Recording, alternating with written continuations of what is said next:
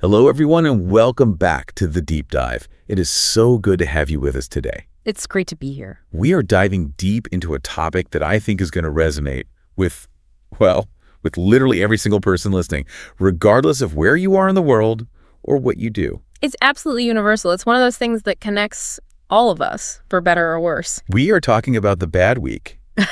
You know the feeling, right? Oh, definitely. That feeling when the wheels just completely come off the bus. Maybe you started your Monday with these amazing intentions. You were going to eat healthy. You're going to crush that project at work. Maybe study for an hour every single night. You've got the perfect plan laid out. Exactly. And then, life happens. It's slump, the rut, that feeling of just friction against everything you're trying to do. Yes. And by Wednesday, you find yourself eating junk food over the sink, you haven't opened a single book, and your productivity has just gone completely out the window. Yeah. And you feel stuck. Yeah. Right. And usually the advice we get for that is all about, time management hacks or stricter schedules, more discipline. But today, we're looking at a really unique set of materials that approaches this from a completely different angle. A much more, I'd say, human angle. It's a fascinating angle. We are actually analyzing a script and a production guide for an English learning podcast series. Specifically, we're looking at episode 3, Healing and Moving Forward. And I know what you might be thinking. An English learning podcast. I thought we were doing a deep dive on, psychology or productivity. Right. But that is the magic of this source. On the surface, yes, it's a dialogue between two characters, Mary and John. And it's designed to teach vocabulary. But if you look closer, which is our whole mission today, it's actually a manual for psychological resilience. It's a guide to self-repair that's just disguised as a language lesson. That's a perfect way to put it. The source material explicitly blends language acquisition with psychological well-being. It's basically arguing that you can't really separate the two. That's the part that just completely hooks me. We aren't just going to look at grammar or vocabulary today. We are going to unpack 5 specific power words that are found in this source. And these words form what they call a mental daily routine. Exactly. A routine. We're going to look at how these words build resilience, and we're also going to analyze the teaching methods themselves. I mean, why do they speak so slowly? Why do they use so much visualization? And who is this mysterious character called AI Brother who's giving all the instructions? It's a very, very rich text. It really is. And for anyone listening who is an English learner, or, really anyone trying to learn any new skill, this is going to be incredibly valuable. Why do you say that? Because so often the thing that stops us isn't a lack of talent or intelligence, it's a lack of emotional resilience.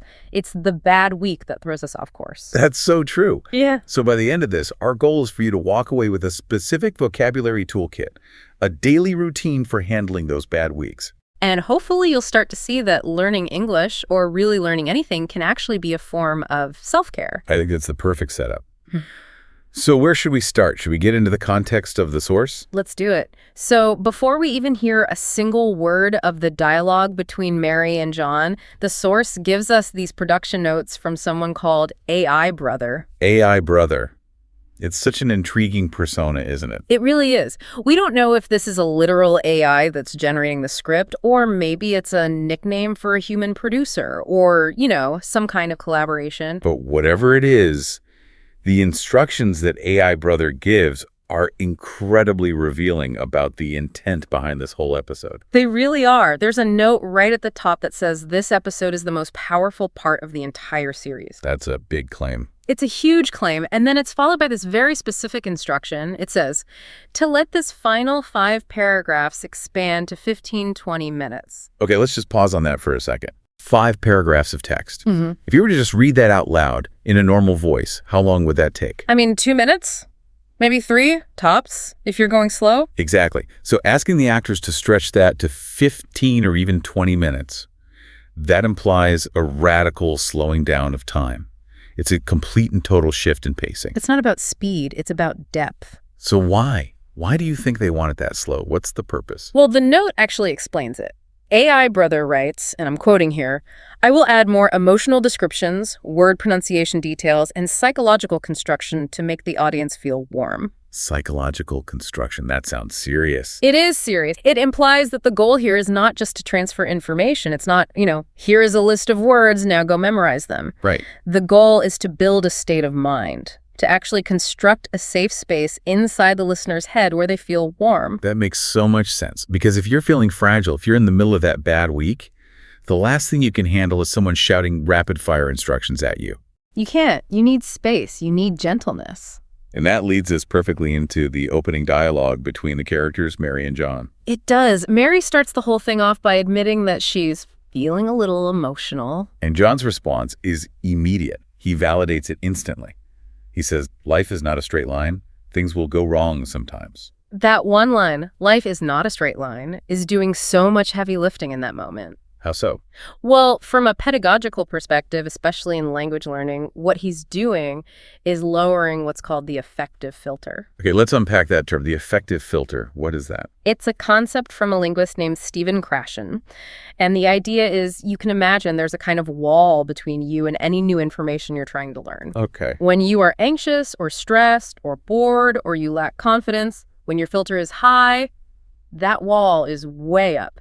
And new information, like new vocabulary, it just bounces right off. So you can't learn because you're in a state of defense. Your brain is just too busy protecting itself. Precisely. If you're sitting there thinking, I'm stupid, I'm failing, I had a bad week, that wall is a mile high. Your brain is too busy processing all that negative emotion to have any room to process the language. But when the filter is low, When you're relaxed and you're motivated and you feel safe, the wall comes down, the language can actually get in. so by having Mary and John start the episode by talking about their own struggles, their own emotions, they're essentially saying to the listener, it's okay, you're safe here. We're human too. Exactly. They are lowering the wall. John even says things will go wrong sometimes. He doesn't say if, he says when. It normalizes failure. It takes the shame out of the equation. It does, and that is so, so important, especially for language learners. I mean, think about it. You literally cannot learn a language without making thousands of mistakes. It is impossible. It is impossible. And if you feel shame every single time you make one of those mistakes, you're just going to stop trying. Of course. So this setup, this acknowledging the struggle, it's the foundation for the entire daily routine they're about to teach. Without this, none of the words would stick. Okay, so they've set the stage. Yeah. The listener feels safe. The wall is down. Now we can get into the actual routine. And this brings us to section 2 of our outline, the first real pillar, or the first power word. And that word is bounce back. Bounce back. It's a great phrasal verb, which is obviously useful for English learners, but it's also just such a powerful psychological concept. A really powerful one. The source defines it as to recover after something hard failure, rejection, or a slump. But what I love is how they teach it. They don't just say the word. They spell it out very slowly. Yeah. B-O-U-N-C-E, a little space, B-A-C-K. Why do you think they do that? Why the emphasis on the spelling beyond just, basic literacy? Well, thinking about that slow pacing we talked about, it feels almost rhythmic. It feels like a grounding technique. I think you're spot on. When we're in a panic spiral, Just dial a minute. Right. But spelling a word letter by letter, it forces your brain to slow down. You have to focus on the sequence. B, then O, then U. You can't be spiraling when you're deliberately spelling. It engages the logical part of your brain, and it quiets the emotional, chaotic part. Exactly. And then immediately after they spell it, they pair it with a really simple visual analogy. The rubber ball. The rubber ball. You throw it down and it jumps back up. It's such a simple image, but it really sticks with you. That's why it works. Our brains are wired for imagery. An abstract concept like resilience can be really hard to grasp, especially when you're tired or stressed. But a rubber ball. Everyone knows what a rubber ball feels like. Everyone understands the physics of it. It's intuitive. And the physics of it implies something really cool, doesn't it?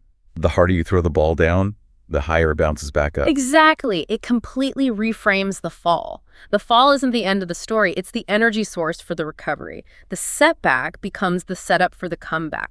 I love that. The setup for the comeback. And John gives a very specific, very human example of this in the script. He talks about his own bad week. Yeah, he says he ate too much junk food and didn't exercise. And I just love that detail. He didn't say, I faced a vague existential crisis. He said, I ate junk food. It's so mundane. It's so relatable. Everyone has done that. And he uses this fantastic phrase. He says he felt like a failed human. A failed human. It's so dramatic, isn't it? But that's exactly how it feels in the moment. It really is. You break your diet on a Tuesday, and by Wednesday, you genuinely feel like you have failed at the basic task of being a person. But then look at the mindset shift that he models. He says, okay, that was a bad week, but today's a new day. He acknowledges the fact he did eat the junk food, but he rejects the identity. He doesn't stay a failed human. That is the bounce back in action. And the source material then adds another pedagogical layer here. They ask the listener to repeat a mantra out loud. I have the power to bounce back. And then, and this is the part that's really wild, there is a 20-second pause. 20 seconds. In a podcast. That is an eternity in audio. It's an eternity. Most producers would panic and edit that out. So why? Why leave that much dead air? What's the function of that silence? Because silence is where the integration happens. If I just tell you, you have the power to bounce back and then immediately jump to the next topic, you process it intellectually. We analyze the grammar, maybe? Exactly. But if I leave you in silence for 20 seconds after you've said it, you have to sit with the meaning. You have to feel it. It allows the affirmation to sink from your head down into your heart. It turns it from information into a meditation. That's it. It becomes an embodied experience, not just a thought. Okay, so we've bounced back. We've decided to be the rubber ball. But usually when we try to move forward after a bad week, there's something we're dragging along with us. Oh, yeah. And that brings us to the next section. The weight of the past. This is the internal work. This is where it gets a little bit deeper. And the key word here is forgiveness. And just like before, Mary spells it out. Forgiveness. And she calls it a big word. It is a big word. And the definition they give for it is just beautiful. It's stopping the punishment of oneself for old mistakes. Stopping the punishment. I love that phrasing. It implies that the guilt isn't just a feeling that happens to us. It's an action we are actively doing to ourselves. We are punishing ourselves. Yes, it's an active expenditure of energy. It takes work to beat yourself up all day. To illustrate this, the source uses another great analogy. The backpack analogy. The backpack analogy. John describes carrying old guilt like a heavy backpack filled with rocks. Each rock is an old mistake. I should have said this. I shouldn't have done that. The burden of the should-haves. That's a great way to put it. It's the weight of a past you can't change. And Mary points out the consequence of this. She says when the backpack is heavy, you walk looking at your feet. You're just trying not to stumble. And you miss the beautiful flowers on the road. You miss the good things in the present because you are so focused on the weight of the past. And that image is so powerful because it connects our internal state to our external perception. And, psychological research actually backs this up. Really? How so? Well, studies have shown that when people are depressed or highly anxious, their literal peripheral vision narrows. They get tunnel vision. Their brain physically filters out information that isn't related to the perceived threat or the obstacle. So they're physically not seeing the opportunities or the beauty around them. Exactly. They're physically just seeing the ground in front of them, just like Mary said. So the backpack isn't just making you tired, it's literally blinding you. Wow. Okay, so that's a huge problem. How do we get the backpack off? And that leads to the third power word in this daily routine. The action word. Release. R-E-L-E-S-E. And the action they describe is so specific. It's opening the backpack and leaving the rocks on the ground. It's not just letting go. It's more physical than that. Yeah. Why do you think that distinction is so important? Because letting go can feel impossible. It's too vague, too abstract. How do you let go of a feeling? Right. It feels like trying to grab smoke. Exactly. But dropping a rock is a concrete action. It's a motor function. It implies a decision. You can choose to keep carrying the rock, or you can choose to open your hand and put it down. It gives the listener a sense of agency. You're in control of the rock. You're in control. And just like with Bounce Back, the source creates another one of those interactive moments. They ask for a pause for the listener to practice the sentence, I forgive myself for my past mistakes. For an English learner, that has to be crucial. It's everything. Think about the constant anxiety of speaking a new language. You are going to mess up.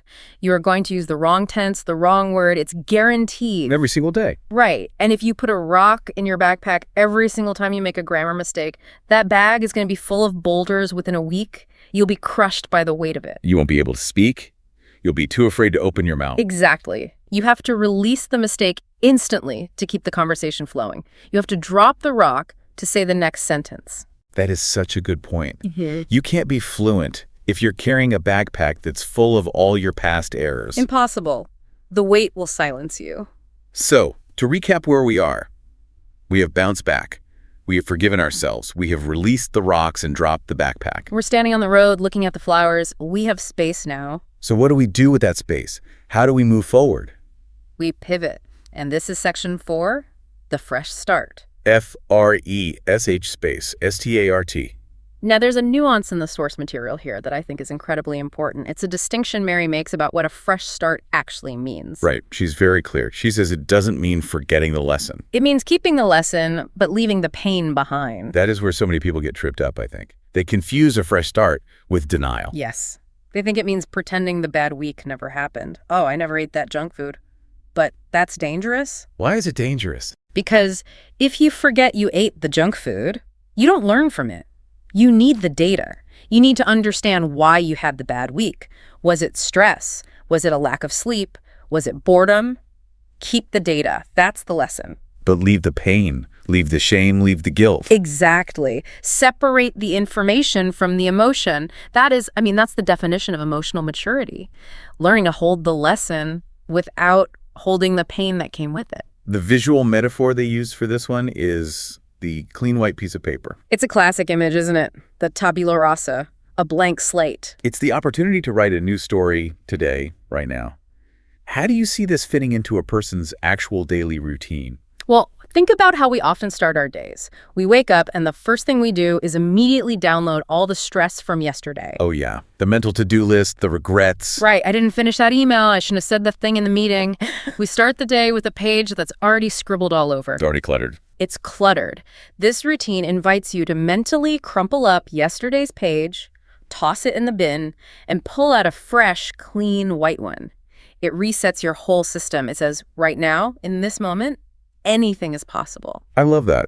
It's really about being present. You can't write on a page that's already full. You can't. You have to create the space first. So we have our clean white paper. We're ready to write. But what do we write on it? We don't want to mess it up again. Good question. And that brings us to the final, and I think maybe the most practical part of the whole routine, small wins. And it's interesting, the AI brother notes specifically instruct the host to spend more time on this section than on any other. It's clearly the anchor of the whole strategy. And John's advice here is so counterintuitive. He says, don't look for a huge victory. Which goes against everything our culture tells us, right? We're constantly told to dream big, go for the gold, 10x your life. We want the massive transformation. We want fluency now. But John says, no, look for the small stuff. And his examples are so simple. Almost ridiculously simple. Drinking a glass of water. We're telling yourself, I did a good job after a hard meeting. The examples are deliberately mundane. Drinking a glass of water, that is basic human survival. But framing it as a win is an incredibly powerful cognitive hack. How does that hack work? Why should I celebrate drinking water? It all comes down to neurochemistry. It's about dopamine. When you acknowledge a success, no matter how tiny it is, your brain releases a little bit of dopamine. And dopamine is the motivation molecule. It's the molecule of motivation. It makes you feel good, and it makes you want to take another step. Now, if you only celebrate the huge victory, like, passing a big exam or getting a promotion, you might only get that big dopamine hit once a year. That's a long time to go without any fuel in the tank. You starve your own motivation. But if you celebrate small wins, drinking that water, learning one new word, just getting out of bed on a tough day, you get these little hits of dopamine all day long. You create a feedback loop of success. Precisely. It builds momentum. The metaphor Mary uses here is construction. She says these small wins are like small bricks that you use to build a big, strong wall of confidence. I love the construction metaphor because it implies that confidence isn't some magical trait you're born with. Right. It's not a personality type. It's a structure. It's something you build. And you build it brick by brick. You can't manifest a wall instantly. You have to lay one brick, then the next one, then the one after that. And if you lay a brick crooked, if you mess up, you just bounce back and lay the next one. You don't tear down the whole wall because one brick is a little bit off. You just keep building. The source material also encourages the listeners to write down their small wins in the comment section. What's the purpose of that? That's the community aspect. Making the win public, even just in a comment section, it makes it more real. It solidifies the brick in your mind. And it helps you see that you're not alone. Exactly. You see that everyone else is also building their wall one brick at a time, celebrating their own glass of water. It's normalizing the process. Okay, I want to shift gears a little bit here. We've talked a lot about the content of this routine, the 5 power words, but I want to talk about the atmosphere of the episode itself. The whole vibe of it. Yeah, because the source material puts a huge emphasis on how this information is delivered. The production values are key. They absolutely are. For instance, Mary refers to their podcast space as the audio room. That's such a subtle shift in language, but it feels important. It is important. She doesn't call it a classroom. She doesn't call it a lecture hall. It's a room. It feels intimate. It feels safe. It feels like a sanctuary. It reframes the relationship between the speaker and the listener. It's not a teacher and a student. It's 2 people in a room having a conversation. And the tone instructions from AI Brother are so specific. It says the delivery must be gentle, firm, and slow. That combination is the key. If it were just gentle, it might feel weak or, unconvincing. And if it were just firm, it might feel like a drill sergeant yelling at you. Right. But gentle and firm together. That is the voice of a good parent. It's the voice of a wise caregiver. It says, I love you, and I believe in you, and I know you can do this. And the slow part gives you the time to actually process that message. This gives you the space to breathe. Okay, but there is one production choice at the very end of the script that we just have to talk about. I know what you're going to say. The whisper. The whisper. It's such a bold choice. It really is. The source specifically directs John to whisper the final line of the episode, which is, go get some water and rest now. I mean, it's very ASMR, right? It is. But what is the psychological effect of that? Think about the context. When does someone whisper to you? When they're very close to you. When you're sharing a secret. Or maybe when you're a child. Yeah. They're tucking you into bed. Exactly. It implies extreme intimacy and safety. It signals to your nervous system that the danger has passed, the lesson is over, the hard work is done, it's a permission slip to relax. Go get some water and rest now. It validates the need for rest as an essential part of the process, not as a sign of weakness. Right. And the music cues support this whole therapeutic journey, too. The notes ask for a 45-second intro of warm, hopeful piano. 45 seconds is a long time for a podcast intro. Most are like 10 seconds. It's a very long time, but it's not just filler. It's designed to shift your state. It entrains your brain waves. It's trying to move you from that high beta state of stress and busyness into a calmer, more receptive alpha state. So before a single word is even spoken, the music is already doing the work of healing. It's lowering that affective filter we talked about. Precisely. And then the outro music is described as music that strengthens, then fades slowly. The strengthening part must mirror the confidence you've just built, that wall of bricks. I think so. And the slow fade eases you back into the real world so you can carry that calm with you. The entire episode is designed as an emotional arc, not just an information dump. It's really impressive how much thought went into every single detail. It truly treats the English lesson as a therapeutic session. It does. And honestly, for adult learners, that is exactly what's needed. Learning a new language as an adult is vulnerable work. It brings up all of our childhood insecurities about not being smart enough or making mistakes. Absolutely. So addressing those emotions directly isn't fluff. It's the essential infrastructure that makes the learning possible in the first place. So we've unpacked the AI Brother notes, the atmosphere, the tone, and the 5 power words. Let's do a final, clear recap of this daily routine for our listeners. Let's run through the word tour summary that's provided at the end of the script. Let's do it. The complete toolkit. Okay, step 1, bounce back. That's the rubber ball. Remember to use the energy of the fall to spring back up. Acknowledge the slump, but don't stay down in it. Step 2, forgiveness. This is about stopping the punishment. You have to realize that beating yourself up is a choice, and it drains all the energy you need to actually improve. Step 3, release. That's dropping the backpack. Visualize taking the rocks of your past mistakes out of that bag and leaving them on the road so you can finally look up and see the flowers. Step 4, first start.